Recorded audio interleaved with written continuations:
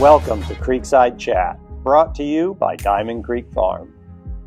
Pull back the barn doors as we delve into the inner workings of a breeding farm. Talking about anything and everything that comes up on the farm. Follow along with us monthly as we continue to strive to be the cut above.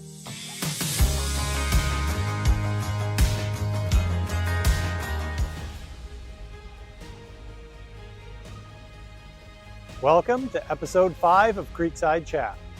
One of my favorite parts of this industry is following the horses from the time they're born through the yearling sales and then watching them become full-fledged racehorses. This year is going to be exciting for Diamond Creek as we have 22 two-year-olds in training.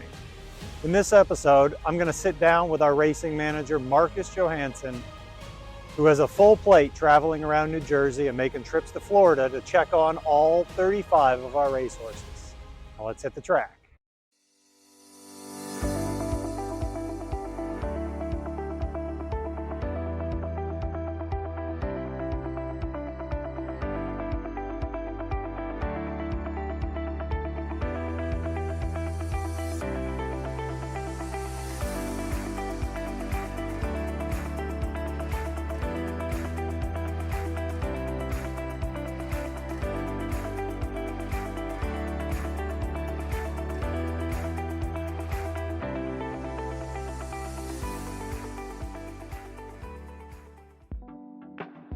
Here we are in the Homewood Suites lobby in New Jersey, home away from home, especially during this time of the season. I end up traveling up here, once a month or so. We kind of sit down, go over the staking, talk about the racehorses. Joined here with Marcus, our racing manager. Yeah, it's always nice. It's home for me, right? So yeah, I'm home and it's a home away from home for you. But yeah, how many times do you think we have been in a hotel lobby? How many hours do you think we spent talking? Probably too many for most people, including maybe sometimes Sean. not enough, right? Yeah, exactly. No, but this time of the year is the time that we analyze, talk about, agonize over the 2-year-olds and 3-year-olds and up, and this is where the beginning is, right? Right, and here's where we dream too, right? But it's fun. You get to do this on a daily basis, but for me, it's a monthly thing, and it's the conclusion. I was telling Caroline today, it's the end of what we do on the farm. Like we pass them off to you, but really this is the conclusion of everything for us. Yeah, it's kind of fun, right? Because like I've learned so much being here with Diamond Creek and all that and doing all these things and see all the horses in different stages and stuff, and it must be pretty special for you to see them. Some of them you even fold out and you see them now on the track, and after a while you even see them on the racetrack. That must be kind of special for you. Yeah, it's pretty cool. I mean, going back to really the beginning, one of the first horses that I bought originally was Western Montana, who with time gave me Pure Country, and then one of Western Montana's daughters gives me Confederate, who I think for us is our hope this year. Yeah, the way he's coming back now, he's down at Spring Garden Ranch with Brian Brown, and he's just started training back actually, and he's doing really well so far. So yeah, I'm pretty excited about him. I mean, the winter time is boring, like racing wise, right? We sit there and we wait. But for me, the springtime is always the hardest part. It's like he's gone back, he's out of our hands, he's in your hands, he's in Brian's hands. But from this point forward, it's all about spending money to make money. Yeah, and you got to trust, right? Like it's going to be hard for you too, right? Because you got to trust that the people that you're paying doing their job, that they're doing the job that you want them to do, right? How did you become Diamond Creek's racing manager, and really what is that now? Yeah, so we met up in a small cafe in Allentown, New Jersey, and you sat me down, and no one really had this position that I have, right? So you, Sean, and I sat down and had a cup of coffee and something to eat, I guess, and we talked a lot and see what it was going to look like, and what you wanted from me and what I wanted from you, and so forth. And here I am now, and fourth racing season now. Yeah, starting fourth racing season here. I think it's so much more than I thought it was going to end up being. It's kind of interesting you said that, because I was actually I wanted to ask you that actually one time. I can ask you that now. And what did you expect me to do, and what do you want more from me? I think what I wanted was some conduit between me and the trainer, because I think trainers as a whole don't really like owners. I've told you that 100 times behind closed doors. I think it's easier for them with you, right? You speak the same language. Like, I don't know that we see the world, especially the racing world, the same way. Right. And you're that person to translate what I'm saying to them and what they're saying to me. And I think that that's really what I was looking for at the beginning. And I think it's morphed into way more than that. It's your relationship with them. It's your relationship with us and the horses that we raise or purchase, and then their evolution from the time we send them to when they're done racing.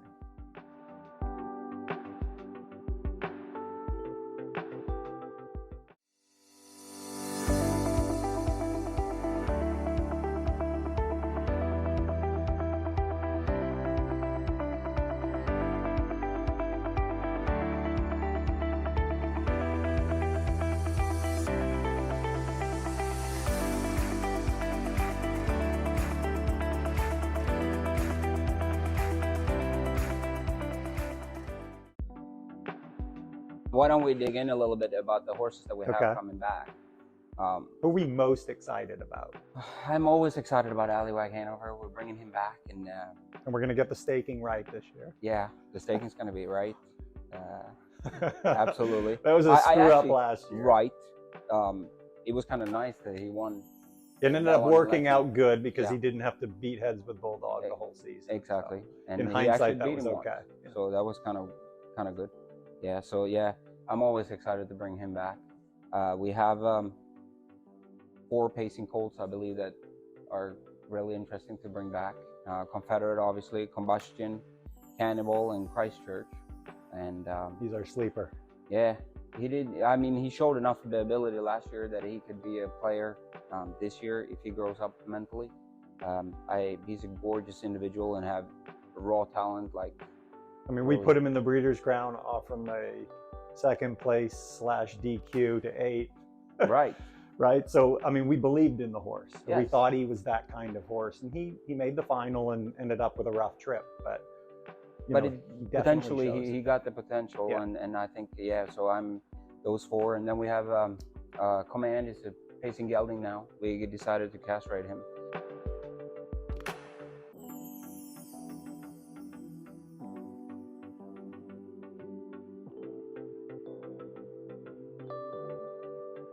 We have a horse that we bought in on. We own a piece of. It's called Great Ascending. Yeah. We did the same thing with him. Gelded him in the off season. He's come back. He's filled out. Right. He's as big a horse as I've ever been around. Yeah. He's a large animal. Yeah. And with gait speed, he could be anything. Yeah. We also have a couple of trotters that didn't race much last year. They showed us early or they showed us that they had potential early. So how do we do that, right? I know who you're talking about, right? Yeah. So you could tell them, but how do we take these horses that showed us talent? How do we stake a horse like that? How do we stake a horse like Croatia, for instance? Yeah, that's a really good question. But you also have to, she had issues, right? Some things happened and she got sick and so forth. But she showed enough potential that she could be a decent horse early on. And then we decided to quit and try to heal her up and get her healthy. You have to look at her too when she's turned out, how she grows up, and it looked like she grew up really nice. And she came back in training now, and she looks good. She's now with Marcus Melander, and she looks good doing it. Staking a horse like that is obviously you can't go crazy and go bananas, right? Because you still don't know. But we got to give her options. You have to give her options, and you have to at least, like I said earlier, we dream here, right? You have to live a little bit on the dream also.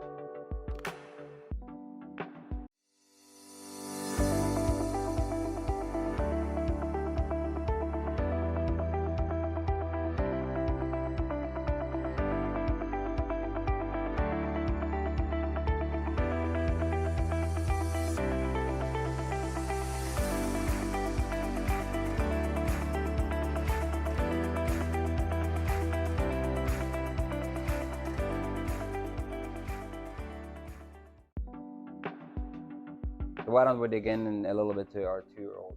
Okay. We send all the pacing fillies to Brett Pelling, Mm-hmm. all the pacing colts to Brian Brown. Mm-hmm. There was only 2 homebreds Mm-hmm. and 2 horses that we acquired from the sale, Mm-hmm. and then all the trotters to Marcus Milan. So that's a big change this year. Do you like that? For me, it has been a lot easier. Yeah. What I will say though is I miss a little bit, which I like to see the horses a lot, right? But what I miss a little bit is going around to other farms to see more horses. I've seen less horses for other trainers this year than I have. Yeah. My job is a lot easier like this, absolutely, because I can stay the whole day at one place and be there. I know it's easier, you know, organizationally. Is it easier identifying talent? I think so, yeah, and specifically with R, because if our horses are together in one group, in one system, I think it's easier for me at this point anyway to Okay, so pacing fillies are with Pelling. We sent 8. We sent 8 originally. Yep. We stopped with 1. We sent another filly that looks to be a sire stakes filly directly to Brian Brown. Yeah, there's where we didn't share the opinion, right? Or we had different views on it. Yeah, so she went on. We're giving her another chance. Yeah. You have your reservations. Yes, we'll I see do. What happens. Yeah. But you know, this group of pacing fillies, to me, feels like last year's pacing colts, where from the beginning, from the time they were born, all the way up to yearlings until the time we turned them over, it just felt different. Yeah. Like it felt like a good group as we raised them when we spent time with them. Same thing with the group last year, with Confederate, Combustion, or Confederate, and they Christchurch. proved to be right there, right? So I think it feels that way. Yeah, again, and even as we sit here and watch them today. Right, I agree with that. Also, they are a better group there. And you saw them today. And what do you like? And is there anyone you don't like? None I don't like, because we took the one that we didn't like out of training That's when right. we were here in February. And you can do that because it's your horses, right? Like it's your final decision. Yeah. So. You know, I think there are definitely some that are better than others, and that's okay. I think that previously mentioned Disney and then Confederate sister, who we named Davenport. Yeah. At this point, they look great. Yeah, and she's by great. Captain Crunch. And she's a Captain Crunch. Yeah, which is we've heard unbelievable things from him. You know, trainers talking, breeders talking, down under talking. I mean, the buzz is definitely around Crunch. So yeah, that's interesting, right? Yeah. Yeah, so that's going to be. We bought a filly with Eric Cherry at the sale. It's a sister to Test of Faith. You know, obviously we spent a lot of money on her and have high hopes for her as well. Yeah.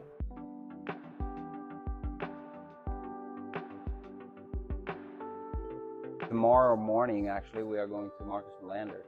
Yeah, which is always fun because all the trotters are in one place this year. Exactly. So now you get to see them too. Yeah. Yeah. And what are you? Is there one or two that you're more excited? I mean, we partnered with Stefan Bellazzi and Howard Taylor on a handful of French bred. Yeah, that's interesting, right? Colts. Yeah. This is a multi-year project. It's kind of strange to me because you don't have that much patience. We're 15, 16 years into this thing, like all trying to get to the same, you know, trying to develop stallions, and it feels like we're almost there. I think when I started originally, it was, I think I can do this pretty quick. It seems like an easy endeavor. Right. And then I think you learn that you better play the long game or you're going to be out of business. Yeah, exactly. But French colts. Yeah.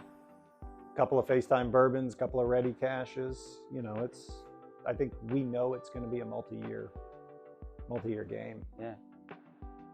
You know, we spent a ton of money on Epic at the sale. Yeah. You know, we have a handful of homebred fillies that we like. So yeah, how does that feel? Will you spend a lot of money on a filly, and you put her in training, and then you bring a homebred that we almost sold, and they're the same. That you almost sold, and they talent-wise they look the same. I'm okay with that. Yeah. You don't because at the end of the day, we bought Epic for a broodmare. Right. And if she does anything on the track, it's a win. It's a bonus. It's a bonus. The fact that she, at this point, looks like she's talented, even better. Right. And how does the stake conversations go between us? Yeah, so That's good. It's a lot of conversation going on, and we go through every horse by horse, and we look at the schedule, and um, we are set But in like, our why do we not let the trainers just do it? Because I think for most people in this sport, they allow the trainers to tell them what they should or yes, shouldn't. and then, you stake. know, whatever works for them, right? Like Mhm. that's good. But I also think what I've learned here now, being here, is I think the trainers are a little bit blinded in what they are training. Mhm. Um, I think it has helped me to go around to a lot of different farms, see a lot of other horses. We'll say we have 6 pacing fillies with Brett Pelling, for example. If he has 10 more pacing fillies, and we have 2 of them that are number 14 and 15 in his barn, then you know that there are probably another 40 or 50 out there that are better, right? So with that said, I think they all believe that they want to believe that what they are doing with the horse is going to make the horse better at all times. So I think, sure. yeah. So I think that it's hard for a trainer to realize that even though my horses are so good, I don't think anyone, or there are horses out there that are going to be as good or even better sometimes also. Sure. You know, we think about our horses 100% of the time, right? They're thinking That's about it. our horses X% against all the other ones that they have. Right. And that's not their fault. No, not at all. But these are our horses. It's our money. I feel like we see the big picture. We know what we want from them.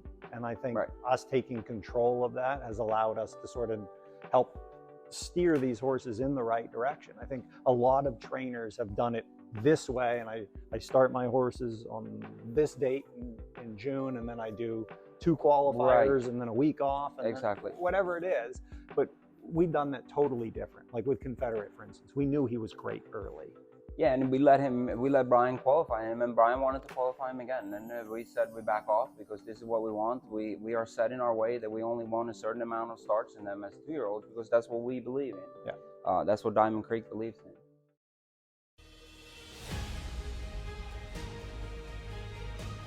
Thank you for watching this racing-focused episode of Creekside Chat. Our next episode, I'll take you back to the breeding barn for a close-up look at insemination and the resulting pregnancy check. See you soon.